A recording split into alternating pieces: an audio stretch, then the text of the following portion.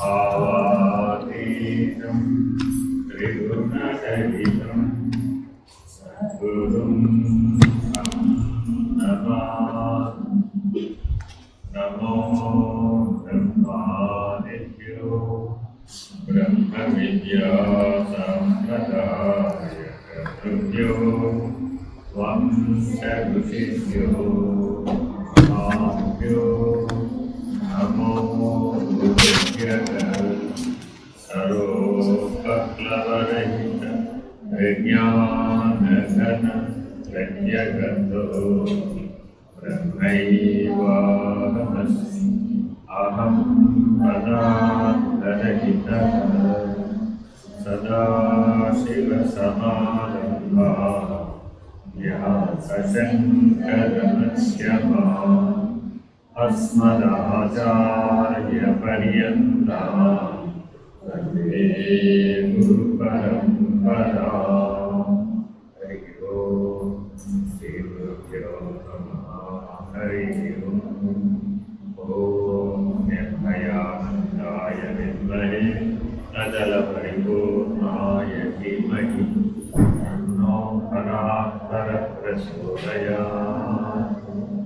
ॐ साईश्वराय विद्महे सत्यदेवाय धीमहि तन्नः सर्वः प्रचोदयात्।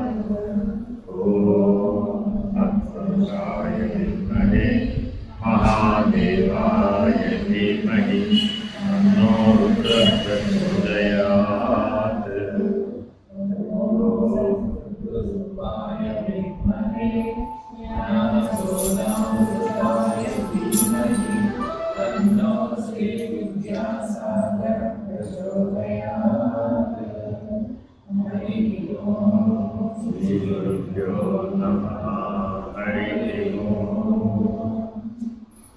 నిన్న మనం వివేక చూడమణిలో 481, 482 శ్లోకాలను పరిశీలించాం. అవి ఏమిటంటే కించిత్ కాలం సమాధాయ గరే బ్రహ్మణి మానసం ఉత్థాయ పరమానందాయ వచనమబ్రవీ. అంటే గురువు దగ్గర తత్వమసి మహావాక్యోపదేశం పొందినటువంటి సత్శిష్యుడు మహావాక్యములను తన అనుభవ నిర్ణయంగా ప్రజ్ఞానంగా అహం బ్రహ్మాస్మి ఆయమాత్మ బ్రహ్మ అనేటటువంటి అనుభవ జ్ఞానాన్ని సంపాదిస్తే అతని జీవితం ధన్యమవుతుంది. మానవ జీవితం ధన్యమయ్యే విధానం ఎట్లాగా అనే విషయాన్ని ఆ ఉపదేశంలో ఆదిశంకరులు మనకి అందించే ప్రయత్నం చేశారు. మానవులందరూ కూడా ఏది సాధిస్తే ఇక సాధించవలసినది లేదు, ఏది తెలుసుకుంటే ఇక తెలుసుకోవలసింది లేదు, ఏది పొందితే ఇక పొందవలసినది లేదు, ఏ ఆచరణ ద్వారా తన జీవితాన్ని లోకం మొత్తానికి ఆదర్శవంతంగా జీవించేటటువంటి జీవనాన్ని కలిగి ఉంటాడు. అలాగే ఏ రకమైనటువంటి జీవితం కలిగి ఉంటే ధన్యమైన జీవిగా అతను తిరిగి పుట్టనటువంటి స్థితికి చేరుకుంటాడు, పునర్జన్మ లేనటువంటి స్థితికి చేరుకుంటాడు. దానికి బ్రహ్మజ్ఞానం అని పేరు, జీవన్ముక్తి అని పేరు. కాబట్టి జాగ్రత్తగా మానవుడు ఈ జీవన్ముక్తి అనే లక్ష్యాన్ని దృష్టిలో పెట్టుకొని బ్రహ్మజ్ఞానాన్ని పొందడానికి ఒక సరైనటువంటి సద్గురుమూర్తిని ఆశ్రయించి మహావాక్యోపదేశాన్ని పొంది, మహావాక్యములు అంటే ఈ 4 మహావాక్యాలు. ఎందుకని అంటే 1000 పైన చిల్లర 1086 ఉపనిషత్తుల దాకా ఉన్నప్పటికీ మనకు అందుబాటులో 108 ఉపనిషత్తులు సాంగంగా ఉన్నాయి. ప్రతి ఉపనిషత్తులో కూడా ఒక మహావాక్యం లాంటి వాక్యం, ప్రాణప్రదమైన వాక్యం ఉంటుంది. కానీ 108 ఉపనిషత్తుల సారాంశం బ్రహ్మజ్ఞానం కాబట్టి అటువంటి బ్రహ్మజ్ఞానాన్ని సూటిగా అందిపుచ్చుకోవడానికి తత్వమసి మహావాక్యం ఉపదేశ వాక్యంగా, ప్రజ్ఞానం బ్రహ్మ సిద్ధాంత వాక్యంగా, అహం బ్రహ్మాస్మి అనుభవ వాక్యంగా, ఆయమాత్మ బ్రహ్మ అనేటటువంటిది నిర్ణయ వాక్యంగా మనకి తెలియదు. ఎవరైతే ఆ రకమైనటువంటి జ్ఞానంతో జీవిస్తారో ఒకే జన్మలో, ఇదంతా ఒకే జన్మలో పూర్తి అయిపోతుంది. అలా ఎవరైతే పూర్తి చేసుకుంటారో వాళ్ళు పునర్జన్మ లేనటువంటి స్థితికి చేరుకుంటారు. బుద్ధి వినష్ట గణిత ప్రవృత్తిర్బ్రహ్మాత్మనోరేకతయాధిగత్య ఇదం న జానేత్యనిదం జానే కిం వాక్యాద్వా సుఖమస్య పాదం అనేది 482వ. అంటే మన బుద్ధి ఎప్పుడూ కూడా 5 అంశాలతో కూడుకుని జీవభావంతో నేను జీవుడనే అనేటటువంటి బలమైన నిర్ణయం మనకి ఎందువల్ల కలిగింది అంటే అజ్ఞానం వల్ల కలిగింది, అహంకారం వల్ల కలిగింది, అవివేకం వల్ల కలిగింది. ఈ 3 మనలో మోహ రూపంలో ప్రత్యక్షం. మోహము అంటే ఏమిటి? ఇది లేకపోతే నేను ఉండలేను అని ఒక జాబితా మనం రాసుకుంటే ఏమేమి లేకపోతే ఉండలేరో అవన్నీ మోహము అనే జాబితాలోకి వచ్చేస్తాయి. ఏదైనా సరే భోజనం లేకపోతే నేను ఉండలేనండి, అప్పుడు దాని ఎడల మీకు మోహం ఉందండి. అలా నువ్వు ఏదైనా రాసుకోవచ్చు. ఇల్లు లేకపోతే నేను ఉండలేనండి, లేకపోతే లేదు ఫలానా వ్యవహారం లేకపోతే నేను ఉండలేను, లేదు ఫలానా పోట్లాడకపోతే నేను ఉండలేనండి. ఏదైనా రాసుకోలేదు. నీ జీవితంలో నీ మనస్థితి ఎలా ఉంటుందనే దాన్ని బట్టి ఉండలేను అన్నవన్నీ ఏ జాబితా కనుక వచ్చేస్తాయంటే మోహం అనే జాబితా. వీటి వలననే అన్ని దుఃఖాలు ఏర్పడతాయి. ఏదైతే నువ్వు విడిచి ఉండలేనని అంటున్నావో అది 2 పద్ధతులలో నీకు సాధ్యమవుతుంది. ఏమిటది? ఒకటి విచారణ వివేకం ద్వారా, అందులో ఏమీ ప్రాధాన్యత లేదు, అది అనవసరమైనటువంటిది అని నిర్ణయం తీసుకుని దాన్ని వదిలిస్తే దానివల్ల నువ్వు బాధపడకుండా ఉంటావు. అదొక పద్ధతి. అలా కనుక నువ్వు వదిలిపెట్టలేదు అనుకోండి, అప్పుడు ఈశ్వరుడు, అమ్మవారు, ప్రకృతి అందరూ కలిసి నీకు కర్మానుభవం ద్వారా అది వచ్చేటటువంటి జీవన పరిస్థితులు వస్తాయి. అంటే అదేంటి? ఎవరినైతే ఇప్పుడు విడవలేని అంటున్నావో వాళ్ళని విడిచి జీవించేటటువంటి పరిస్థితులు నీకు కర్మానుభవంలో వస్తాయి. దాని ద్వారా దుఃఖం ప్రాప్తిస్తుంది. అంటే దుఃఖం ద్వారా పాఠం నేర్చుకోవాలి. ఎలా అయినా జ్ఞానం సంపాదించాల్సిందే. మానవ జీవితంలో ఎలా అయినా ఏ జన్మలో అయినా సరే జ్ఞానం రావాల్సిందే. ఈ జ్ఞానం వచ్చే విధానాలు 2 రకాలు. ఒకటేమిటి? విచారణ వివేకం ద్వారా తెలుసుకుని మార్చుకుని ఆచరించడం ద్వారా జ్ఞానం. అదొక. రెండో పద్ధతి ఏంటి? కర్మానుభవాన్ని బాగా అనుభవించి ఆ సంస్కారాల చేత, వాసనల చేత, గుణాల చేత బాధించబడి దేని వలన ఏదైతే విడిచి ఉండలేనని నువ్వు అనుకుంటున్నావో, మోహ లక్షణం దేంట్లో అయితే బలపడుతుందో అదే నీకు బాధాకరమైన అంశంగా మారిపోతుంది. మా అబ్బాయిని చూడకుండా నేను ఉండలేదంటే ఒక ఆవిడ వస్తాను అనుకోండి, వాడు హాయిగా వెళ్ళి అమెరికాలో కూర్చుంటాడు. అంతే. పని మీద తింటాడు, వాడే ఉరికే వెళ్ళాడు. ఏదో చదువుకోవడానికో ఉద్యోగానికో వెళతాడు. ఇంకెప్పుడు హలో హాయ్ వీడియోలో అనాల్సిందే అంతే సంగతి. ఇప్పుడు ఏమనుకుంటుంటుంది? చిన్నప్పటి నుంచి ఎలా పెంచింది? ఒక్కరోజు కూడా మా అబ్బాయిని చూడకుండా నేను ఉండలేనండి అంటూ పెంచింది. అంతేనా కదా? 10 ఏళ్ళు అలా పెంచింది. 10 ఏళ్ళ తర్వాత మరి ఇప్పుడు వాడు అమెరికా వెళ్ళడం కర్మానుభవంలో భాగమే కదా. అలా మానవ జీవితంలో ఏ అంశమైనా తీసుకోండి మీరు, ప్రతి వాళ్ళ జీవితంలో ఇది తప్పనిసరిగా ఉంటుందండి, లేకుండా ఉంటుంది. అదేనండి. ఇంకా మీకు సులభంగా చెప్తా. చిన్నపిల్లలు తల్లి చుట్టూగా తిరుగుతుంటారు. తల్లి లేకపోతే తనకి జీవితం లేదేమో అన్నట్లుగా జీవిస్తాడు. అవునా కదా? 10 ఏళ్ళు దాటిన తర్వాత ఇంకా అయిపోయింది.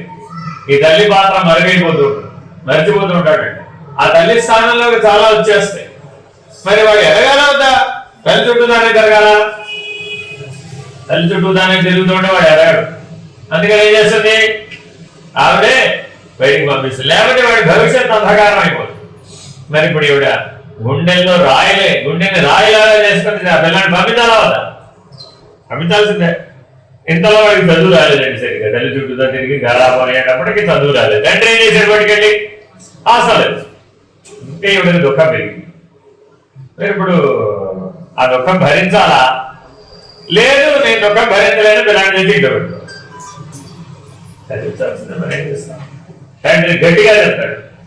భర్త పాత్రలో భార్యకి చెప్తాడు, తండ్రి పాత్రలో పిల్లాడికి గట్టిగా చెప్తాడు. చూడండి, కాఠిన్యం వహించాలా, లేకపోతే కుదురుతుందా? మరి ఆ కాఠిన్యం వహించినప్పుడు దుఃఖం వచ్చిందా రాలేదా? ఎందుకని? మోహ లక్షణం చేత. కాబట్టి ఎక్కడెక్కడైతే నీకు దుఃఖం వచ్చిందో అక్కడక్కడల్లా నీకు మోహం ఉన్నదని గుర్తించు. అంటే యాజ్ సింపుల్ యాజ్ ఇట్. వేదాంతం సూటిగా చెప్తున్నాడు. నీకు ఏ విషయంలో అయినా సరే దుఃఖం వచ్చిందండి అంటే, దుఃఖం వచ్చిందంటే దాని కనుక నీకు ఉండలేను అనే మోహ లక్షణం ఉన్నది. ఆ మోహ లక్షణం తమో గుణంతో ఉండవచ్చు, రజోగుణంతో ఉండవచ్చు, సత్వగుణంతో కూడా ఉండవచ్చు. అదేనండి, 3 గుణాలు ఆ విషయంలో ఏం తేడా లేదు. ఎలాగా అంటే త్యాగరాజు గారు రోజు శ్రీరామ పంచాయతీ పూజ చేస్తూ ఉంటాడు. అంతేనా కదా? అలా భ్రాతృ అంటే అన్నగారు ఏం చేస్తారు, అది తీసుకుపోయి నదిలో వదిలేస్తారు. తెల్లారి నది చేసేటప్పుడు రాములు వారు లేదు. నా రాములు వారు ఏమైపోయాడు బాబో వేడు, నీ రాముడు ఎక్కడికి పోతాడయ్యా బాబు, అంత రాముడు ఆత్మారాముడు కదా అంటే ఆ రాముడు కదా, నా ఇది నేను రోజు పూజించే రాముడు అదే. ఆయన ఆవిడకి చెప్పి పోతాడు, నేను మా రాముడు వస్తే ఉంటేనే ఉన్న ఇంట్లోనే ఉంటాను, నేను వెళ్ళి వెతుకుని వస్తాను. ఎక్కడికి వెళ్ళిపోయాడు, నేను ఆ రాముడు పట్టుకునే మా ఇంటికి వస్తున్నాడు, నా ఇంటికి తిరిగి వస్తాను. ఈవిడ అంతా అంతకంటే పడిపోతాయి. ఆయన వచ్చేదానికి ఈవిడ నిద్రాహారాలు మాని ఎదుర్కొంటాం. పైగా ఏం చెప్పాడు, రాముడు నేను ఆయన వెతకానికి వెళ్ళిపోతే ఆయన నన్ను వెతుక్కుంటూ వస్తాడేమో, ఒకవేళ ఆయనకి స్వాగతం పలకాలి కదా, నువ్వు వింటూ ఉంటే ఆయనకి స్వాగతం పలుకుని ఆవిడ చూడ. కాబట్టి ఇప్పుడు అక్కడ కూడా దుఃఖం ఉందా లేదా? ఉంది. ఎవరి కోసం వచ్చాడు? రాముడు కోసం వచ్చాడు. అర్థమైందండి. ఎవరంతా వెతకడానికి వెళ్ళాడు, రాముడు వెతకడానికి వెళ్ళాడు. ఎక్కడికైనా వెళ్ళాడు, ఎక్కడున్నాడో వెతుకుతాడు. అంతటా ఉన్న రాముడిని దర్శనం చేయలేదు అప్పుడు. అంతటా రాముడు ఉన్నాడు, ఆత్మారాముడు అనేది జ్ఞానం రాలప్పటికి. ఇంకా ఎక్కడ వరకు ఉండిపోయింది? భక్తి వరకే ఉండిపోయింది.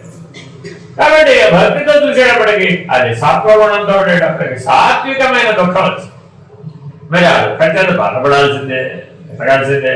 అలా పాపం ఆయన దాదాపు 6 సంవత్సరాలు వెతికేటాడు. తిరిగి తిరిగి తిరిగి తిరిగి తిరిగి ఎప్పటికో ఇంటికి వచ్చాడు.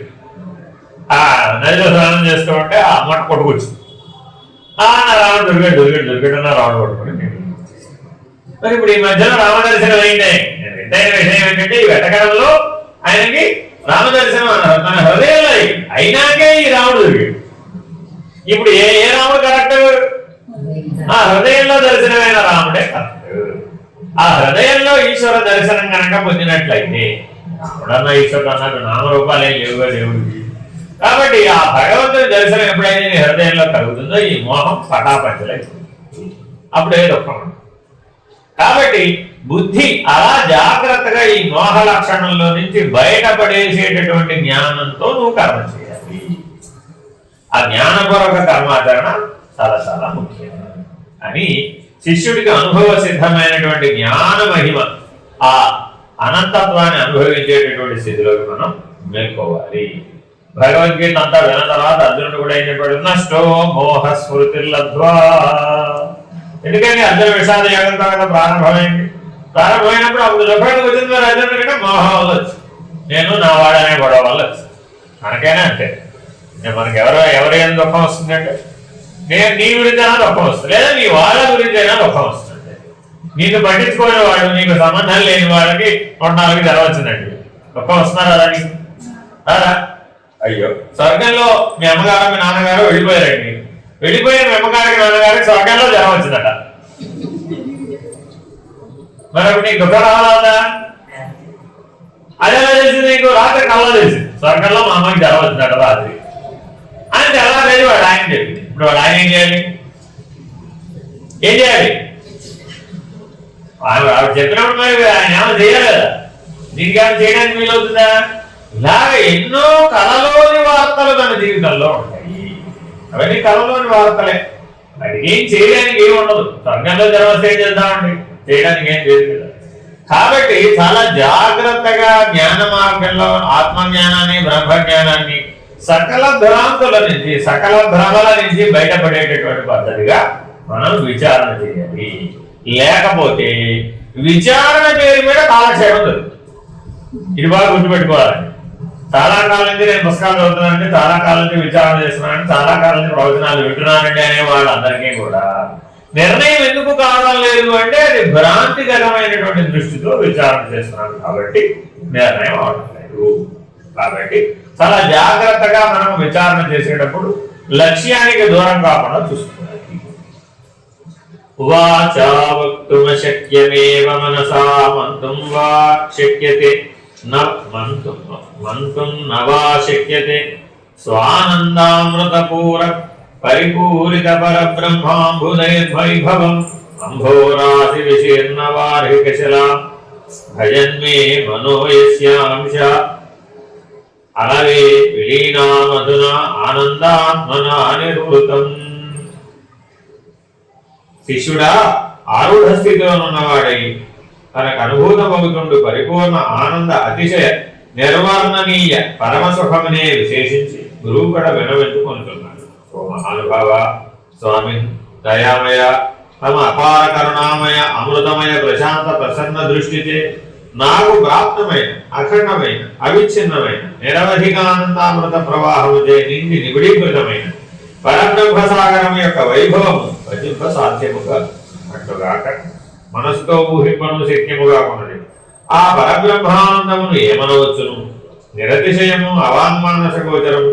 పరబ్రహ్మ విటుల వాక్కులకు మనసుకు కూడా అందనిదో ఆ ఆనందము కూడా అటువే అవుతున్నది. వేరుగా చెప్పనేలా.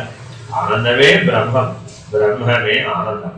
ఆనందో బ్రహ్మేది విజానాత్ అని శృతియు ఆ విషయమనే తెలుపుతున్నది. ఇక్కడ అవుతున్నాం తర్వాత మిగిలింది. కాబట్టి బ్రహ్మను నిర్వచించాలి అంటే ఒక నిర్వచనం ఏమిటది? ఆనందో బ్రహ్మ. అంటే మానవుడు ఆనంద లక్షణాన్ని కలిగి ఉన్నాడా లేదా?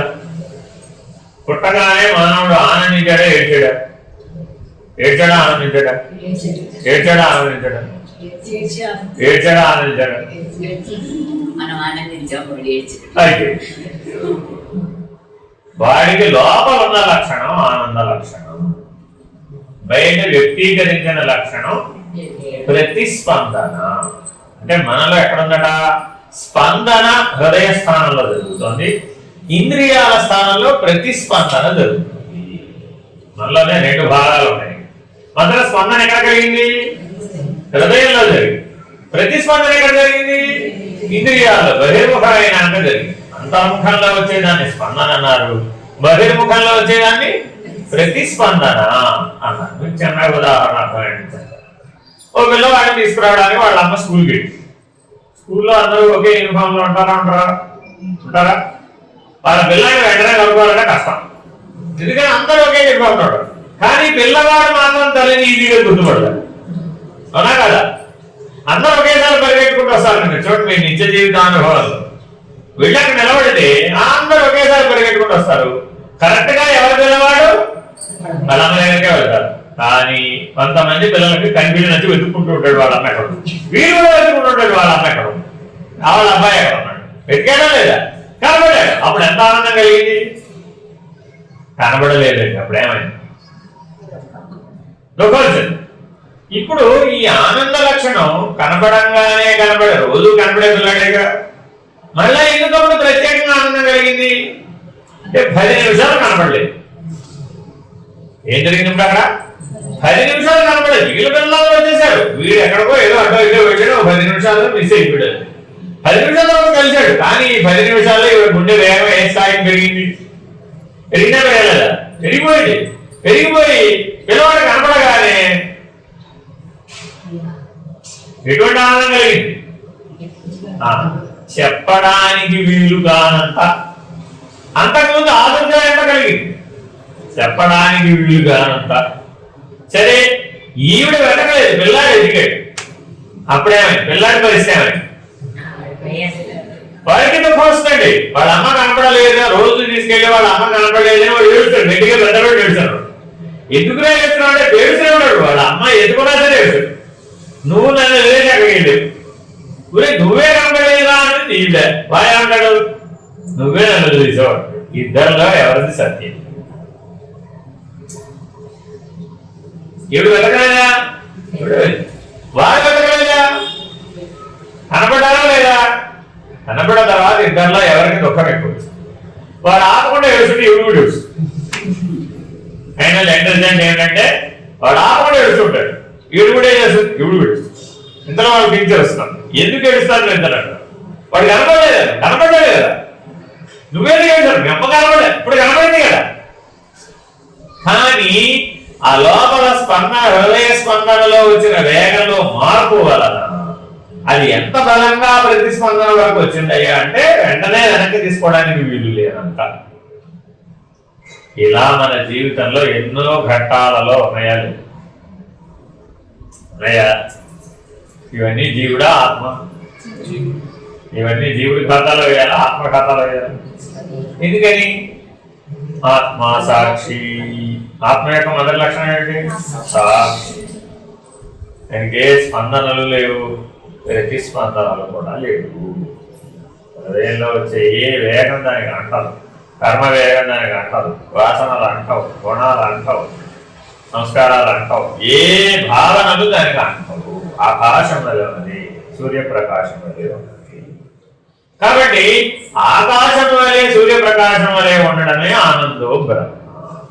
బ్రహ్మానందం అంటే అర్థం ఏంటయ్యా? ఎప్పుడూ ఆకాశం వలె ఉండడం, ఎప్పుడూ ప్రకాశం వలె ఉండడం. సరే, జాగ్రత్తగా గమనిస్తే విషయానందం, మనం ఇప్పుడు అనుభవిస్తున్న ఆనందం అంతా ఏంటంటే విషయానందం. ఇది బ్రహ్మానందంలో చాలా తక్కువ, ఆవగిందంతా అనుకోవచ్చు అన్నమాట. మరి ఆ విషయానంద స్థితి నుంచి మనం ఎక్కడికి ఎదగాలి? ఎప్పటికైనా మన లక్ష్యం, మన ప్రార్థనా శ్లోకం కూడా బ్రహ్మానందమే.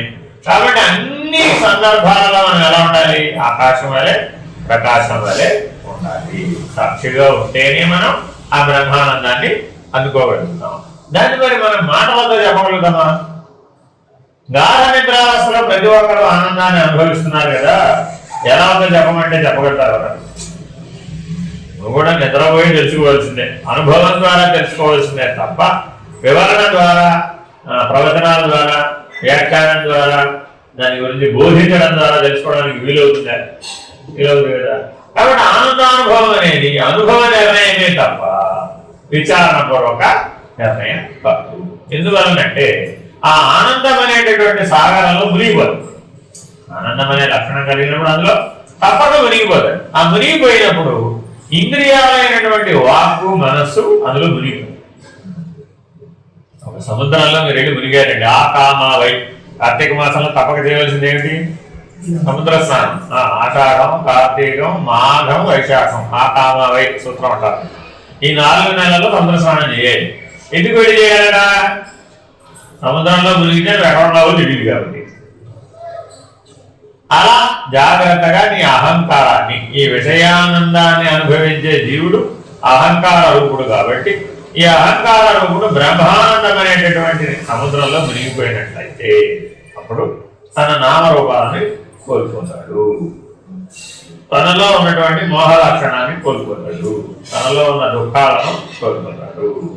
ప్రధానంగా మనకి దుఃఖం వాక్కు, మనస్సు వల్లనే కలుగుతుంది. అన్ని సమస్యలు దేని వల్ల వస్తున్నాయంటే వాక్కు, మనస్సు. ఈ రెండు ఎప్పుడు మునిగిపోతున్నాయి? గాఢ నిద్రావస్థలో వాక్కు లేదు, మనస్సు లేదు. మరి అప్పుడు మనం ఆనందంలోనే ఉన్నాం. కానీ మెలకువలో కూడా ఎప్పుడు ఎలా ఉండాలంటే ఇప్పుడు ఆ వాక్కు చేత, మనస్సు చేత తెలుసుకోవడానికి వీలు కానటువంటి బ్రహ్మానంద స్థితిలో మెలకువలో కూడా అలాగే ఉండాలి. అప్పుడు కళలో కూడా బ్రహ్మానంద స్థితిలోనే ఉంటాం, నిద్రలో కూడా బ్రహ్మానంద స్థితిలోనే ఉంటాం. ఎప్పుడూ బ్రహ్మానందమే, నా స్వరూపమే బ్రహ్మము, నా స్వరూపమే బ్రహ్మానందం అని సహజంగా ఎవరైతే ఉన్నారో వాళ్ళకి ఏ బంధం లేదు, వాళ్ళు ముక్తులు. ఈ ముక్తి అనేది అనుభవ నిర్ణయమే కానీ వాచ్యాగా నిర్ణయించడానికి వీలు కాదు. సరే, ఈ చోట పరబ్రహ్మమును ఆనంద సాగరముగా వర్ణించున్నారు. సాగరము అపారమైనది, దానినంతయు తెలియ సాధ్యము కాదు. రుచుకొలది, పోగుకొలది, జలమయమై అనంత కల్లోల భంగురమై ఉండదు. అక్కడచ్చట తెల్లని ద్వీపములుండు. అలాగున పరబ్రహ్మం యొక్క ఆనందోదధియు కేవలానందమైన స్వచ్ఛ జలముతో కూడుకొని తలంచినను చూచినను ఆనందమయమై అనుభవించుకొలది తరుగని దీవునై అనంతమై ఉన్నది. పరబ్రహ్మ సుఖమెట్టిదనియు ఎంతయనియు నిర్ణయింప శక్యముగా ఉన్నది. ఆ పరబ్రహ్మం శబ్దాతీతం ఒకట చేత, మననాతీతం ఒకట చేత, వాగతీతమై మనోతీతం అతీతమై ఉన్నది. ఈ పరబ్రహ్మార్ణవమందు కేవలామృతమయ మాధుర్య జ్ఞాన వీచులు ముఖానుముఖములుగా ఉన్నది.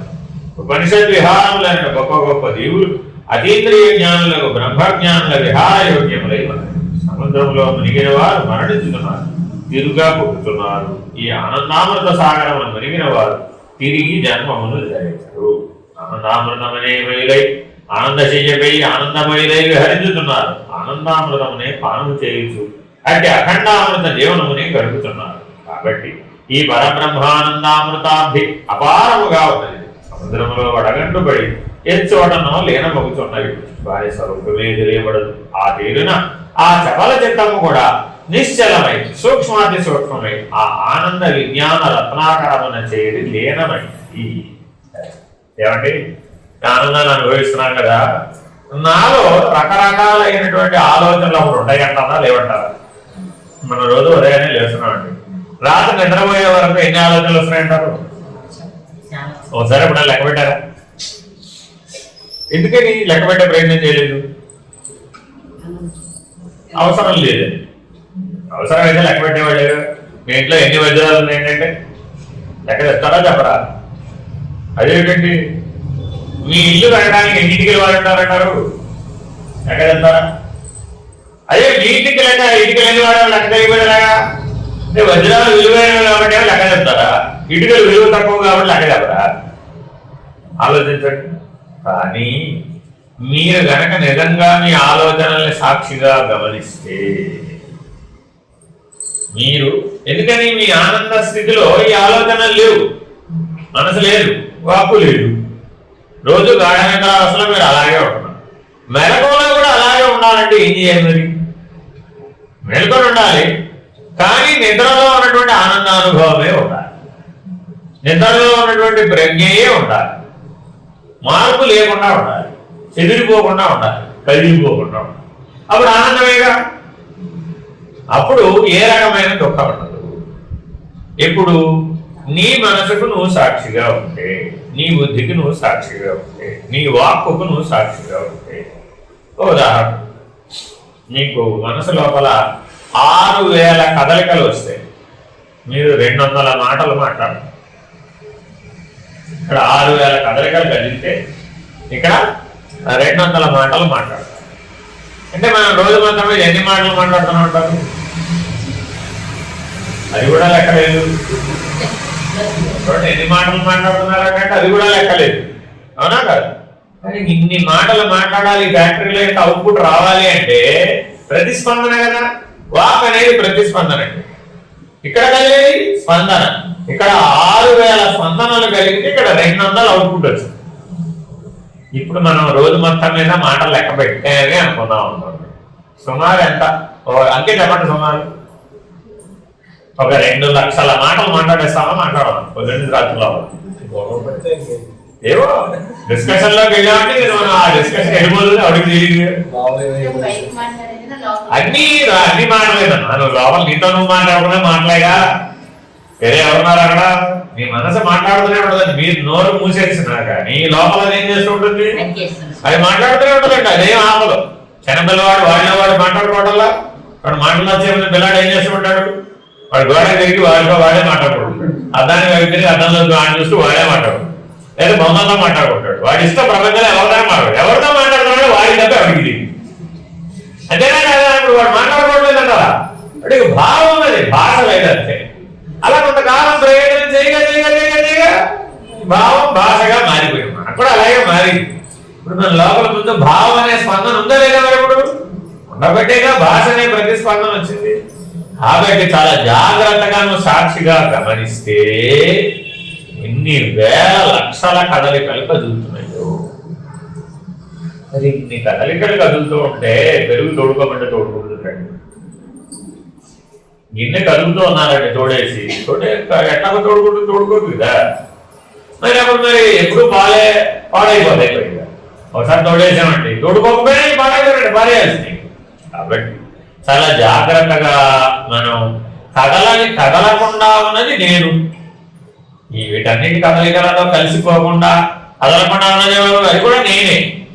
ఆ కదలికలతో కదిలేవాడితో కలిసిపోతున్నది కూడా నేనే. ఈ కదలికలతో కలిసిపోవడమే అనంతం అనుకుంటున్నాను. వంకాయ కూర వండాలి అంటే వంకాయతో కలిసిపోవడం ఎందుకమ్మా? అవసరం అంటావా? అవసరం లేదు. కానీ ఆ వంకాయలో కూర చేసేటప్పుడు అందులో నేను వండుతున్నానని కలిసిపోతే తప్ప, నేనే చేస్తున్నానని కలిసిపోతే తప్ప ఆ వంకాయ కూర సరిగ్గా సాక్షిగా చేస్తే సరిగ్గా రాలేదు. ఎందుకని? ఆ సాక్షిగా ఉండడం చాలా వేరే ఇంకేమి. కానీ వాస్తవానికి నీలో 100% ప్రతిభ, 100% శక్తి సామర్థ్యాలు పనిచేయాలి అంటే సాక్షిగా ఉన్నప్పుడే సరిగ్గా పనిచేస్తుంది. కాబట్టి రోజు అభ్యాసం ఎలా చేయాలట దీనికి గంటకు ఒక మాట మాత్రమే మాట్లాడాలని నియమం పెట్టుకోవాలి చాలు. నిజానికి మీరు ఆలోచిస్తే ఒక్క మాటతో ఒక గంట సమయం ఈజీగా గడిచిపోతుంది. ఇంకేం మాట్లాడక్కర్లేదు. కానీ మీరు మాట్లాడకుండా ఉండలేక మాట్లాడుతున్నారంటే ఇంకేం లేదండి. అంత మీరు మాట్లాడినంత వేగంతో అన్ని లక్షల మాటలు మాట్లాడాలి సాధించింది కూడా ఏది లేదు. కొన్ని ఏమైనా విశేషమైన బ్రహ్మజ్ఞానం మరింటి వాళ్ళ దగ్గరికి వచ్చేసినట్టావా మన మాటల వల్ల అలా వాళ్ళే చూడండి ఏమంటారో విని విని విని విని మీరు మాట్లాడుతుంటారు వాళ్ళు వినేవాళ్ళు అనుకోండి. ఓ 10 నిమిషాలు పొద్దున్న లేచిన దగ్గర మాట్లాడుతూ ఉంటారు కదా కాసేపు సైలెంట్ ఉండదు కదా అని వాళ్ళే అంటారు. పిల్లలు చదువుకుంటున్నాడండి నువ్వు మాట్లాడుతున్నావు ఏమంటున్నాడు కాసేపు సైలెంట్ అసలే పరీక్షకు ప్రిపేర్ అవుతుంది అంటారు. చూడండి అంటే అర్థమేంటి మనం ఇచ్చే ఇన్పుట్ డిస్టర్బ్ చేస్తుంది అవునా కదా వాడి భావనామయ శరీరాన్ని డిస్టర్బ్ చేస్తుంది. అప్పుడు ఏకాగ్రత ఏమైపోయింది. అప్పుడు ఏకాగ్రత ఉండాలంటే అర్థం ఏంటి వాక్ సంయమనం ఉండాలి మనో సంయమనం ఉండాలి. ఈ 2 సంయమనాలను ఎవరైతే సాధిస్తారో వాడు మూడవదైన ఆత్మ సంయమనాన్ని సాధిస్తారు. మొదటిది ఏంటంటే వాక్ సంయమనం, రెండవది మనో సంయమనం, మూడవది ఆత్మ సంయమనం. ఈ మూడింటిని సాధించడమే యోగం. భగవద్గీత అందుకని ఆత్మ సంయమ యోగం అంటు అందులో ఈ మూడింటిని కలిపి చెప్పాడే పరమాత్మ వ్యాస భగవానుడు. ఈ మూడింటిని ఒకే యోగంలో కలిపి చెప్పాడు అనమాట. కాబట్టి రోజు ఉదయం లేస్తూనే మనం భోగులుగా లేవాలా యోగులుగా లేవాలా? యోగులుగా లేవాలి. కనీసం మానవాళి పుట్టినందుకు యోగులుగా లేవాలి. కానీ ఇప్పుడు ఎలా లేస్తున్నాం భోగులుగా లేస్తున్నాం. అంటే అర్థం ఏంటి వాక్ సంయమనం లేదు మనో సంయమనం లేదు. ఆ 2 లేనప్పుడు ఆత్మ సంయమనం కూడా ఉండదు. ఎవరికైతే ఈ 3 ఉంటాయో అతడు అనుభవించే ఆనందం పేరు యోగానందం. ఇప్పుడు మనం అనుభవించే ఆనందం పేరు భోగానందం. ఎందుకని మాట్లాడితే బాగుంటుంది, మనం మౌనంగా ఉంటే బాగుంటుంది. మనసు పరిగెడితే బాగుంటుంది, పరిగెట్టకపోతే బాగుంటుంది. ఆత్మ దానపడిపోతేనే నేను దానపడిపోతేనే బాగుంటుంది, కదిలితేనే బాగుంటుంది, కదలకపోతే బాగుంటుంది అనేటటువంటి భ్రాంతి చేత మనం భోగానందాన్ని అనుభవిస్తాం. కాబట్టి భోగానందం అనే విషయానంద స్థితి నుంచి మనం యోగులుగా మారి ఆత్మానంద స్థితికి చేరుకోవాలి, యోగానంద స్థితికి చేరుకోవాలి. ఆ తర్వాత బ్రహ్మాకార వృత్తి నిరంతరము నేను బ్రహ్మమే అయి ఉన్నాను అని మహావాక్య నిర్ణయ పద్ధతిగా జీవిస్తే అప్పుడు మనకు బ్రహ్మానందం లభిస్తుంది. కాబట్టి వెంటనే మొదట విషయానంద స్థితి నుంచి భోగిగా యోగిగా మారాలి. యోగిగా మారాలంటే ఏం చేయాలి? అవన్నీ వెనక్కి తీసుకోవాలి, వాడకూడదు. మనసుని వెనక్కి తీసుకోవాలి, వాక్కుని వెనక్కి తీసుకోవాలి.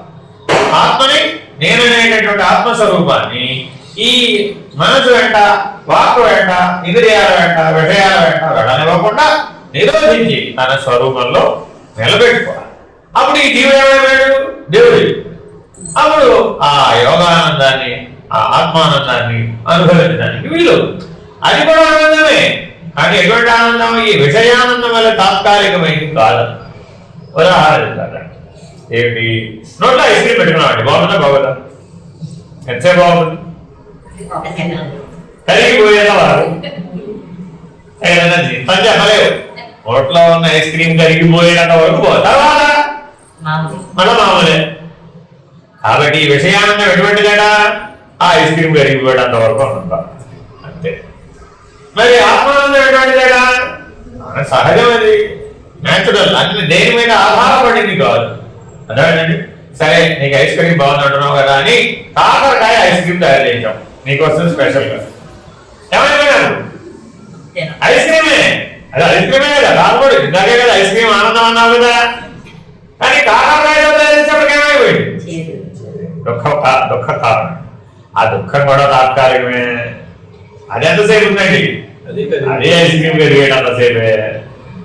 కాబట్టి ఆ విషయం వల్ల కలిగినటువంటి సుఖమైన తాత్కాలికమే, విషయం వల్ల కలిగిన దుఃఖమైన తాత్కాలికమే. మరి నేను మారిపోతున్నానా? సుఖం వచ్చినప్పుడు మారిపోయి దుఃఖం వచ్చినప్పుడు మారిపోతున్నానా? మారిపోవడం లేదా? నేను మారడం లేదుగా. గమనిస్తున్నాను, గుర్తిస్తున్నాను, అనుభవిస్తున్నాను, తెలుసుకుంటున్నాను, వదిలేస్తున్నాను. చివరికి ఏం చేస్తున్నామండి? వదిలేస్తున్నాం. నేను పట్టుకోవచ్చుగా. ఏం చేస్తావు పట్టుకుని? ఏం సాధించేది ఏం లేదు. అని ఎవరికి వెళ్తావు? ఎవరికి చెప్పినా ఆయన అంటారు, మా విషయాలు మాకు ఉన్నాయండి, మా సుఖాలు మాకు ఉన్నాయండి, మా దుఃఖాలు మాకు ఉన్నాయండి, మా గొడవలు మాకు ఉన్నాయండి, మా ఘర్షణలు మాకు ఉన్నాయండి, మా అనుభవాలు మాకు ఉన్నాయండి. ఇలా ప్రతివాడు వాడి వాడి జీవితానుభవాన్ని వాడి నెత్తి మీద వాడి మూట మోస్తూనే ఉన్నాడు కదా. మరి ఆ మూట ఎవరి బరువు ఎంతో వాడికే తెలుసునంటారా, పక్కవాడికి తెలుసు? ఏమండి, మీ జీవితానుభవం మూట మీ నెత్తి మీదే ఉంటుంది. మీరిద్దరు ఒక దగ్గరే జీవించినప్పటికీ ఈ మూట ఆవిడికి, ఆవిడ మూట మీకు ట్రాన్స్ఫర్ చేస్తుంటారా? వీలు కదా. అయ్యో, మరి ఇప్పుడు దేని మీద వరి అవుతున్నాం? మూట మోస్తున్నందుకు వరి అవుతున్నాం అంటారా? మూట దింపలేకపోతున్నందుకు వరి అవుతున్నాం అంటారా? మూట ఖాళీ చేయలేకపోయినందుకు వరి కావాలంటారు? అసలు నిజంగా ఆలోచిస్తే వరి కావాలి. ఆవిడ ఏదో వరి అవుతున్నాను. దేనికి వరి కావాలి అంటే మూట మోస్తున్నందుకు వరి అవుతున్నాను అంటావా, లేదా మూట దింపలేకపోతున్నందుకు వరి అవుతున్నాను అంటావా, మూట ఖాళీ చేయలేకపోయినందుకు వరి అవుతున్నాను అంటావా? ఆ మాట అడుగుతున్నాడు. ఆనంద సాగరమే నీ లక్ష్యం కదా, బ్రహ్మానందం నీ లక్ష్యం కదా, దానికి నీకు అటవీ మూటగా వేరే అటవీ ఉంది. ఆ మూట మోస్తూ నువ్వు సుఖంగా ఉందని అనుకున్నంత మాత్రాన అది సుఖం అనిపిస్తుందే, కానీ మరి ఆ మూటను ఏదో రకంగా నువ్వు అయితే మాత్రం ఖాళీ చేయాలి. నువ్వు దించనైనా దించాలి, ఖాళీ అయినా చేయాలి. లేదంటే అలాగే మోస్తూనే ఉన్నట్లయితే నువ్వేం చేయాలి అన్నప్పుడు అంటే మరలా ఉత్తర జన్మకైనా సరే ఆ మూటను ఖాళీ చేసే ప్రయత్నం వెరీ వెరీ.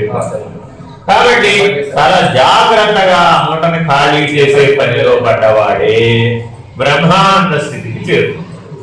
ఎవరికైతే వారి మనసులో ఈ కర్మల సమాహారం అంతా ఖాళీ అయిపోతుందో, ఆ ఖాళీ అయిపోయిన వాడే బ్రహ్మానందాన్ని అనుభవించడానికి వీలు, లేకపోతే వీలు. పైగా ఈ వాక్కు ఈ మనస్సు ఎటువంటివయ్యా అంటే నదిలో వడగడ వాన పడిందట, లేదా సముద్రంలో వడగడ వాన పడిందట. సముద్రంలో వర్షం పడకూడదని లేదుగా చూసి ఎటువంటి జగ వడగడ వాన పడిందట. సముద్రంలో వడగడ వాన జరిగిపోవడానికి ఎంత టైం పడుతుందో పడుతుందండి. ఎందుకని నీళ్ళతోనే తయారయ్యేది వడగళ్ళు కూడా. నీళ్లు నీళ్ళలో కలుసుకోవడానికి ఎంత టైం పడుతుంది? ఎంతో టైం ఏం పడదు. అలాగే మనం అనుకునేటటువంటి జన్మ కర్మ జీవుడు దుఃఖాలు సుఖాలు ద్వంద్వానుభవాలనే వడగళ్ళ లాంటివి మాత్రమే. ఆ వడగళ్ళు ఒక్కసారి నేను బ్రహ్మము అనేటటువంటి నిర్ణయంతో చూడగానే ఏమైపోయింది? సముద్రంలో వడగళ్ళు పడ్డట్టుగా అవి లీనమైపోయినాయి, లైవ్ అయిపోయినాయి. కాబట్టి గొప్పదైనటువంటి ఈ రాజౌషధాన్ని, ఈ దివ్యౌషధాన్ని నిత్య జీవితంలో ప్రతి ఆలోచనకి ప్రతి మాటకి ముందు నేనెవరిని అని ప్రశ్న వేసుకుని నేను ఆత్మస్వరూపుడను, నేను బ్రహ్మస్వరూపుడను అనే నిర్ణయాత్మక దృష్టితో నువ్వు ప్రతి ఆలోచనని చూడు. అప్పుడు నీ ఆలోచన తగ్గు, ప్రతి వాకుని చూడు, నీ మాటలు తగ్గిపోతాయి. అట్లా నీ ప్రతిస్పందనలన్నీ తగ్గిపోతాయి, నీ స్పందనలన్నీ తగ్గిపోతాయి, యాక్షన్లు తగ్గిపోతాయి, రియాక్షన్లు తగ్గిపోతాయి. అప్పుడు సహజంగా నీలో కదలకుండా ఉండేటటువంటి బ్రహ్మానంద స్థితి లభిస్తుంది. వాని స్వరూపమే తెలియబడదు. ఆ తీరును నా చపల చిత్తవృత్తులన్నీ కూడా ఈ బ్రహ్మానందం అనేటటువంటి సాగరంలో లయించిపోయినాయి. ఆనందమయం మనసు కూడా ఆ పరబ్రహ్మము నుండి వచ్చినది కదా, తిరిగి ఆ పరబ్రహ్మమునే చేరుకుంటారు. ఇలా ఎవరైతే జీవిస్తారో వాళ్ళని ఏమైంది? భగవంతుడు భగవద్గీతలో విభూతి యోగంలో చెప్తాడు, మన ఇంద్రియాణం మనశ్చాస్మి భూతానాం అస్మి చేతన అంటాడు. అంటే అదేంటి, మన ఇంద్రియాలన్నింటిలో కాలు పరమాత్మ చెయ్యి పరమాత్మ అంటే అవి రెండు నేను కాదా బాబు, అన్ని ఇంద్రియాలు రాజైనటువంటి మనసే నేను. మరి ఆ మనసును మనం ఎట్లా వినియోగించాలట? మనసుకు మూల రూపం ఏమిటి? చైతన్యం. ప్రకృతిలోనేమో పంచభూతాలలో వ్యాపించిన ఏ చైతన్యం ఉన్నదో ఆ చైతన్యమే నీలో మనస్సుగా ఉంది. ఈ మనస్సును ఆ చైతన్య స్థితిలో ఉంచామనుకోండి, అప్పుడు ఏమైపోయింది? తన స్వరూపాన్ని తెలుసుకుంది, తన మూలాన్ని తాను తెలుసుకున్నది. అప్పుడు మనసు వెళ్ళి అందులో అయింది. అట్లా అయితే వడగళ్ళ యొక్క మూల రూపం సముద్రమే ఉన్నదు. సముద్రంలో నీళ్ళు ఆవిరైనాయి, మేఘాలైనాయి, వర్షమైంది, వడగళ్ళయింది, మన సముద్రంలోనే పడింది. ఎంతసేపు పడుతుంది కరిగిపోవడానికి?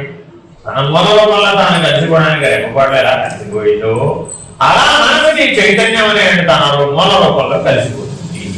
కానీ ఎప్పుడు కలిసిపోతుంది? మనసుని ప్రపంచం వైపు పంపించకపోతే. ఇప్పుడు మన మనసు చైతన్యం అనేటటువంటి వైపు తిరుగుందా, ప్రపంచం అనే వైపు తిరుగుందా? ఎందుకని?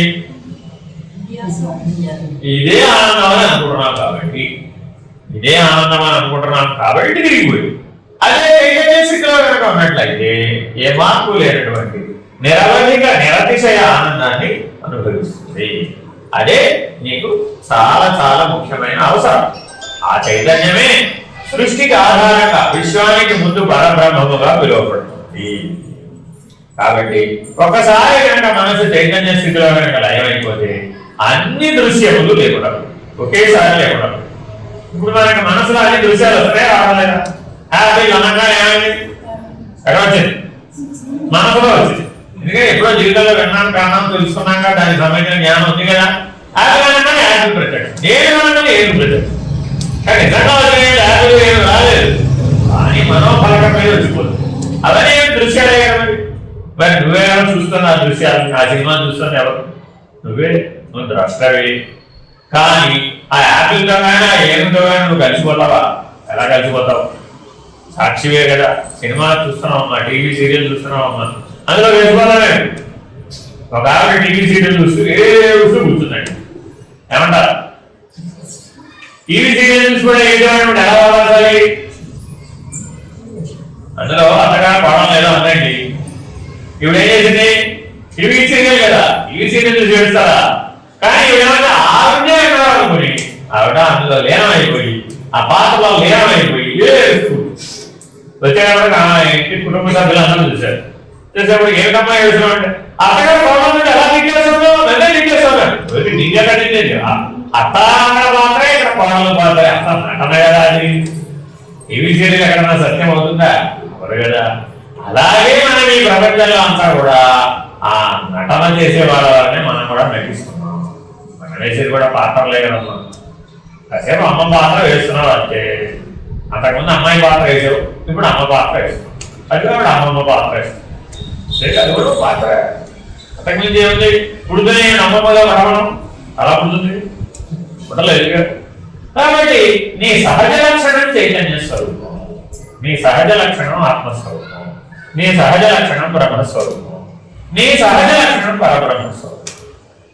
అటువంటి సహజమైనటువంటి నీ స్వరూపాన్ని మరిచిపోయి అసహజమైన ప్రపంచాన్ని, అసహజమైన నటనని. ఎన్టీ రామారావు గారి దగ్గరికి వెళ్ళి ఏమంటే మీరు రాముడా, కృష్ణుడా, దుర్యోధనుడా, రావణాసుడా అని అడిగారు అనుకోండి, ఏం చెప్తారు? ఏది వదలేదు. రాముడు గారు, కృష్ణుడు గారు, దుర్యోధనుడు గారు, రావణాసుడు కూడా అని పాత్రలు అయ్యారు. తెర మీద పాత్రలు అంతేనా కదా. బ్రహ్మాండ పేరు రాముడు బొమ్మ అంటే కృష్ణుడు ఆ బొమ్మ పెట్టాడు, కృష్ణుడు బొమ్మ అంటే ఆయన వేరు. చూడు మరి అలా పాత్ర మెప్పించాడే. మరి అంత మెప్పించాడు మరి అలా అదేనంటే ఏమన్నాడు? నేను చదువుకోతాను అనే స్టేజ్ దిగాడండి. అప్పుడు ఎవరు ఆయన ఎవరో ఆయన. ఆ పాత్ర ఏమో ఆయన కాదు. మళ్ళీ ఆ పాత్ర పేరు పెట్టి పిలిస్తే పలుకుతాడు. రామాకృష్ణ అంటే పలుకుతారా? కిందకు వచ్చిన తర్వాత వేదిక మీద ఉన్నంతసేపు నాటకం వేసే వేదిక ఉందండి, ఏదో సినిమా వేదిక ఉందండి. ఆ వేదిక మీద ఉన్నంతసేపు ఆ వేదిక పిలిస్తే పలుకుతాడు, అయ్యానికి పలుకుతాడు. ఎందుకు దిగేది? ఇప్పుడు రామకృష్ణ అంటే రామానాలేదు, దేవానాలేదు. ఎందుకని ఆయన కాదు కదా. ఇప్పుడు ఆ నటించేవాడు తన స్వరూపాన్ని వారికి పోయి నటించాడా? వాడు ఎప్పుడు వాడే తత్కాలవద్దు. అలాగే నీ వ్యవహారం అంతా తత్కాలవద్దు. కాసేపు భార్యవి, మీ ఆయన ముందు భార్య, మీ నాన్నగారి ముందు అమ్మాయి, మీ అమ్మకి ద్వారా పెట్టండి, మీ అత్తగారికి ఆవిడ వారసురాలి, ఆవిడ జ్ఞానానికి వారసురాలు కోడలు, అత్తగారు గురువు. ఇదండి తక్కువేం కాదండి. అమ్మాయి ఎలా గురువు, అత్తగారు కూడా గురువు. ఎందుకని అలా రాబోయే తరాన్ని నడిపించేటటువంటి బాధ్యత అంతా నీకే అమలుజరుగుతుంది. ఎందుకంటే మరి అవకాశం వచ్చింది కాబట్టి. కాబట్టి ఇలాగ చాలా జాగ్రత్తగా చూస్తే ఈ పాత్రోచిత వ్యవహారం అంతా చాలా బాధ్యతతో కూడుకున్నట్టే కనబడుతోంది, అవునా కదా. కానీ అది నటన కదా. అది మర్చిపోకూడదు. మనం ఏం మర్చిపోతున్నాం? బాధ్యతండి, నటనండి. పక్కనే లోపలింది మాట రావాలి, గుర్తు రావాలన్నమాట. బాధ్యతే. వాళ్ళందరూ సినిమాలో నటించేవాళ్ళు బాధ్యతగా నటించడాలే. హీరో హీరోగానే నటిస్తున్నాడు, విలన్ విలన్గానే నటిస్తున్నాడు, హీరోయిన్ హీరోయిన్గానే నటిస్తున్నాడు. నిజంగానే కొట్టేసుకుంటారు వాడు. నిజంగానే కొట్టేసుకుంటే మళ్ళీ ఇంకో సినిమాలో ఎలా కొడతాడండి? ఈ సినిమాలో వాడిని తొల పెట్టి పొడి చేస్తాడండి, వాడు విలన్ అవుట్ అయిపోతాడండి. మళ్ళీ ఆ సినిమాలో మళ్ళా వచ్చేస్తాం, వాడే హీరో వాడే విలన్. ఆల్రెడీ వేసేసేది వేసేసింది నటనే, వేయబడింది నటనే, పుట్టటం నటనే, పోవడం కూడా నటనే. జనన మరణాలు కూడా ఈ లోకం అనేటటువంటి పెద్ద నాటక రంగం మీద జరుగుతున్నటువంటి నటన మాత్రమే. నీవు వాస్తవానికి పుట్టలేదు, గిట్టాలి. ఈ ప్రపంచం అనే నాటక రంగాన్ని దీని ఒక నాటక రంగంగా చూడటాన్ని నేర్చుకో. ఈ దృష్టిని అభ్యాసం చెయ్యి. అప్పుడు ఇక్కడ కదలికలు తగ్గిపోతాయి, స్పందనలు తగ్గిపోతాయి, ఉన్నదన్నట్టుగా చూడడం వస్తుంది, యథార్థవాదం వస్తుంది. ఊహలకి అపోహలకి పని లేదు. అదేనండి, ఇప్పుడు యూకే చదువుతాం, మీ అబ్బాయి పెరిగి పెద్ద లాయర్ అవ్వాలంటావా, యాక్టర్ అవ్వాలంటావా, డాక్టర్ అవ్వాలంటావా, ఏం అవ్వాలంటావా? ఎక్కడ యూకేది, ఎక్కడ ఐఏఎస్, కృష్ణ వాసుదేవ అంత మెట్లనే. కానీ ఈవిడికి ఒక ఊహ ఉండాలి అక్కడ మీద. నటన పక్క నుంచి నీకు లోపల నుంచి వెంటనే రావాలమ్మా. ఆ జీవి వాడి సంస్కారవశాత్తు, వాడి గుణవశాత్తు, వాడు ఏ జన్మ కోసం, ఏ పరిణామం కోసం పుట్టాడు, ఆ లక్ష్యం దిశగా వాడి పరిణామం చెందేది. అంతేనా కదా? మనం ఎంతవరకు నిమిత్త మాత్రం. అంతేనా కదా? ఈశ్వరుడు సృష్టికి ఎలాగో మనం కూడా ఈ సృష్టికి అంతే, ఏం తేడా లేదు, నిమిత్త మాత్రం అంతే. నువ్వు రోజు కలెక్టర్ వాళ్ళు, రోజు కలెక్టర్ వాళ్ళు చెవులు జోలికలాగా చెప్పేవాళ్ళు. ఏమంటాడు వాడు? ముందు యూకేజీ పాఠశాలలో అంటాడు. ఎందుకంటే వారికి ప్రాధాన్యం ఏంటి? వర్తమానమే ప్రధానం, భవిష్యత్తు ఊహ, గతం జ్ఞాపకం. ఆ గతము లేదు, ఈ ఆగతము లేదు, ఊహ లేదు, భవిష్యత్తు లేదు. కాబట్టి ఎప్పుడు వర్తమానమే సత్యం. అది కూడా ఎలా సత్యం? తాత్కాలిక సత్యం, వ్యావహారిక సత్యం. అందుకని పారమార్థిక సత్యమైనటువంటి ఆత్మయే సత్యము, బ్రహ్మమే సత్యము, పరబ్రహ్మమే సత్యము. కాబట్టి ఆ చైతన్య మహాసాగరంలో దాని యొక్క అంశమైనటువంటి మనసుని లయం చేసేయాలి, లేకుండా పోవాలి. మనస్సు అనేది లేకపోతే ఉన్నది చైతన్యమే. ఇక దృశ్యము లేదు, అంతయు అమృతమయము, విజ్ఞానమయము, ఆనందమయము. ఇందుచేతనే మనో బ్రహ్మేత్యుపాసీత అని శృతి వచ్చింది. కాబట్టి తప్పక మనసు ఉన్నటువంటి మానవుడు ఏం చేయాలయా? బ్రహ్మమునే ఉపాసించాలి. నీ ఉపాసన అంతా ఎవరి మీద లగ్నం చేయాలి? ఏకాగ్రత అంతా బ్రహ్మము మీదే దృష్టి పెట్టాలి. నదులని ఎట్లా ఉపమానం చెప్తున్నాడు? నదులన్నీ తమ గతిని ఆపక సముద్రాభిముఖములై ప్రవహించుతూ అందులో చేరి సముద్ర రూపమునే పొందుతున్నవి కదా. అలాగే మనం కూడా కాసేపు నది అనుకో, ఆ బ్రహ్మము సముద్రం అనుకో. మనం కూడా అనేక ప్రాంతాలలో అనేక తీర్థాలు, క్షేత్రాలు, అనేక పట్టణాలు, ప్రాంతాల్లో జీవించాం, అనేక నటనలు చేసాం, అనేక వ్యవహారాలు చేసినట్టు కనబడుతుంది. కానీ అంతిమ లక్ష్యం ఏమిటి? నదికి సముద్రంలో చేసి లయమైపోవడమే. అలాగే మనస్సు అనేటటువంటి నది తన యొక్క మూల రూపమైనటువంటి బ్రహ్మం అనేటటువంటి దాన్ని ఉపాసించి ఆ సముద్రంలో లేకుండా కలిసిపోవాలి. నదులు ఆ సముద్రం యొక్క అంతమును తెలియటలేదు. ఒక నది ఏమనుకుంటాడంటే ఈ సముద్రం ఎక్కడికి అయిపోతుందో వెళ్ళి నేను తెలుసుకొస్తాను. ఎక్కడి నుంచి? నదిలో కలిసిపోవాలి కదా. కలిసిపోయిన వాళ్ళు ఏమని చెప్పినాడా? నా ప్రయాణాన్ని ఇంకా నేను కొనసాగిస్తాను, ఈ సముద్రం యొక్క అవతల ఎక్కడ ఉందో తెలుసుకొస్తాను. అది అయ్యే పని అంటారు ఎప్పటికైనా. అలాగే బ్రహ్మము యొక్క ఆలోని గడుపుని నేను మనసులో తెలుసుకుంటాను అన్నాడు జీవుడు. ఈ జీవుడు ఎప్పటికైనా తెలుసుకుంటాడంటారా? ఎందుకని? అందులో ప్రవేశించగానే అదే అయిపోతాడు అంతే. కాబట్టి తదేకాకారత అని అంటారండి, తదేకాకారత. అందుకని ఉపాసన అంటే ఏంటయ్యా? తత్స్మరణ, తన్నిష్ట, తద్దర్శనం, తదేకాకారత. తత్ అంటే బ్రహ్మ, త్వం అంటే జీవుడు. తత్ అంటే బ్రహ్మము, త్వం అంటే జీవుడు. ఈ త్వం అనేవాడు ఎప్పుడు తత్వ మీదే దృష్టి పెట్టాడు. కానీ ఈ త్వం ఎప్పుడు ఇప్పుడు ఎక్కడ పెడుతున్నాడు? త్వంకి బయట ఉన్నటువంటి ప్రపంచం వైపు, సంసారం వైపు, విషయం వైపు, విషయానందం వైపు, తాత్కాలికమైనటువంటి వాటి వైపు, కదిలే వాటి వైపు, మరపు వైపు, అజ్ఞానం వైపు, అహంకారం వైపు, నేను కర్త అని తన గొప్పలు చెప్పుకోవడానికి వీలయ్యేటటువంటి పద్ధతిగా. అంతే కదా. వాళ్ళ అబ్బాయి కలెక్టర్ అయితే వీడికి ఏంటమ్మా కలెక్టర్ గారు అమ్మగారని పిలుస్తారనే ఏ వర్గంలో 30 ఏళ్ళు నేను కలెక్టర్తోనే పనిచేశాను. ఏముండదు ఊరికే. కాకపోతే నటనలో గొప్ప నటన, బాలేరులో పెద్ద బాలేరు, సేవకులలో ఉత్తమ సేవకుడు, నో డౌట్. కానీ వాస్తవికంగా పారమార్థిక సత్తా వైపు ఏ రకమైన మార్పు రాదు. 24 గంటలు పని చేయాలి అనుకుంటే ఆ పదవికి ఎక్కడ ఏ ఒక్కటి నువ్వేమన్నా చేయడం కుదరదు. అని 24 గంటలు పని చేయవచ్చు కాదు. కాబట్టి జాగ్రత్తగా మనసుని మనం వ్యవహరింపజేసేటప్పుడు ఆలోచించి బ్రహ్మోపాసన అనేటటువంటి దాంట్లో బయటికి రాకుండా మనసుని వ్యవహరింప చేయాలి. సరే, ఆ స్వరూపమును మాత్రమే ధరించుతున్నది. ఈ న్యాయమును అనుసరించి జీవులు కూడా మనస్సునడి ప్రవాహ రూపమున పరబ్రహ్మానంద సాగరమునకు అభిముఖులైపోతూ అందులో కలిగి ఉన్నారు. జీవచిత్తముల పరబ్రహ్మమును తెలియదు. జీవులు చిత్తములు మాత్రము పరబ్రహ్మ రూపములు అవుతున్నది. చిత్తము భావించి భావానిక పరబ్రహ్మములో లయించినప్పుడు జీవుడును పరబ్రహ్మం అవుతున్నాడు. నదులు సముద్రము కన్నా వేరుగానడులా ఏది బ్రహ్మము కన్నా వేరు కాదు. ఇది యథార్థం. కాబట్టి శిష్యుడు నా మనస్సు పరబ్రహ్మ స్వరూపమందు లయించినదని తెలియబరుచుకుంటున్నాడు. బ్రహ్మజ్ఞానం లభించగానే ఏమైందంటే మనసు బ్రహ్మాకార వృత్తి వలన తాను బ్రహ్మమే అయిపోయాడు. కాబట్టి ఏ రకమైన బంధము లేదు, బాధ లేదు. పరబ్రహ్మం అనేటటువంటి స్థితిలో మనసు లయించిపోయింది. నదులు సముద్రంలో లయించిపోయినట్టు నా మనస్సు సముద్రమందు వడగండ్ల వలె అనంతమైన పరబ్రహ్మమందు ఏదో యొక్క కొంచెములో కొంచెము దాని యొక్క లేశమందు చెప్ప వీలు లేని అంశమును పూర్తిగా లేను. మనసు అనగా సంకల్పము నశించిన దృశ్యం ఉండదు. తాను పరబ్రహ్మమే అవుతున్నాడు. మనసు అంటే ఏంటండి? సంకల్పాలే మనసు. సంకల్ప వికల్పాత్మకం మనః. ఎప్పుడైతే సంకల్ప వికల్పాలు నశించినాయో అప్పుడు ఉన్నది బ్రహ్మమే.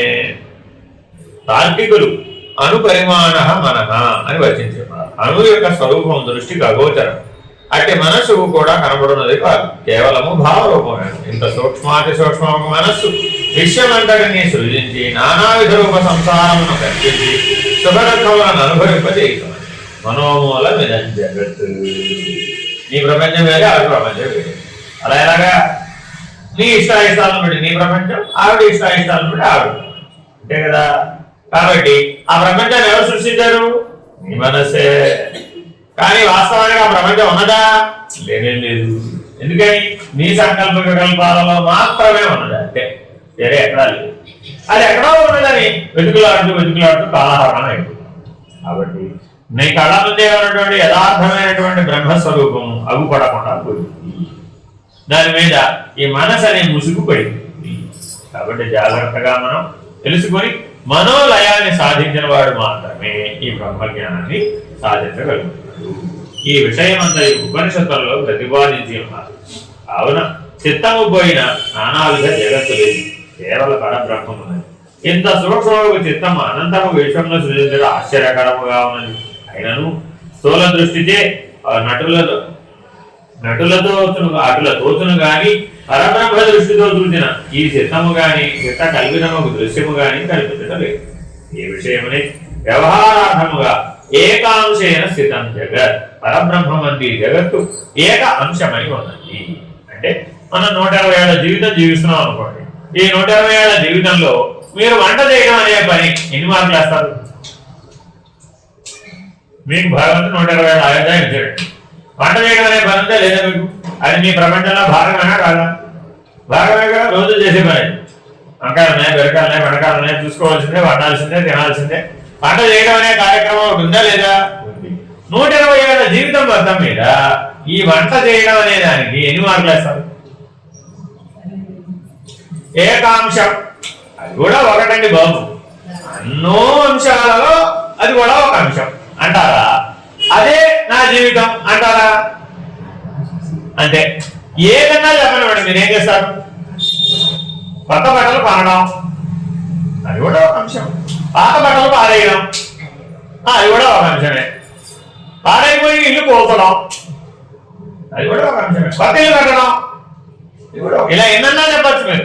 ఈ 120 ఏళ్ల జీవితంలో మీరు చూసినా చేసినా, చూసినవే ఉంటాయి, చేసినవే ఉంటాయి. అవన్నీ ఏంటి? ఒక అంశం. అంతేగాని అదే నీ జీవితం అని చెప్పడానికి ఒకటి చెప్పు. ఏ ఒకటన్నా అదే నీ జీవితం అంటే ఒప్పుకుంటావా? ఒప్పుకో. అది కూడా ఒక అంశం. ఉయ్యాలలో ఊగడం, అదే నీ జీవితం ఒప్పుకుంటావా? ఒప్పుకోవా? ఉయ్యాలలో ఊగడం అదే జీవితమేనా కదా? అదే నీ జీవితం. సంకల్పం వికల్పం, మనసు ఉయ్యాలు అంటే అదేగా జీవితం అంటే. జీవుడుగా జీవితం అంటే ఏంటి? మనసు అనే ఉయ్యాలతో ఊగడమే. ఎన్ని ప్రపంచానికి సంబంధించిన ఎన్ని అంశాలు చెప్పాలన్నా ఈ ఉయ్యాల ఊగితేనే, ఉయ్యాల ఆగితే కాబట్టి మనం ఏ రోజు కాదు ఎలా జీవితాలట? ఉయ్యాల ఆగేటి జీవితాలంటారా, ఉయ్యాల ఊపేటి జీవితాలంటారా? అంటే మనోలయాన్ని సాధించేటటువంటి జీవితాన్ని జీవించాలి. హరి ఓం శ్రీ గురుభ్యో నమః. హరి ఓం పూర్ణమద పూర్ణమిదం పూర్ణాత్ పూర్ణం దచ్యతే పూర్ణస్య పూర్ణమాదాయ పూర్ణమేవావశిష్యతే. ఓం తత్సత్. ఓం శాంతి శాంతి శాంతి. హరి ఓం శ్రీ గురుభ్యో నమః. హరి ఓం. నారాయణ నారాయణ.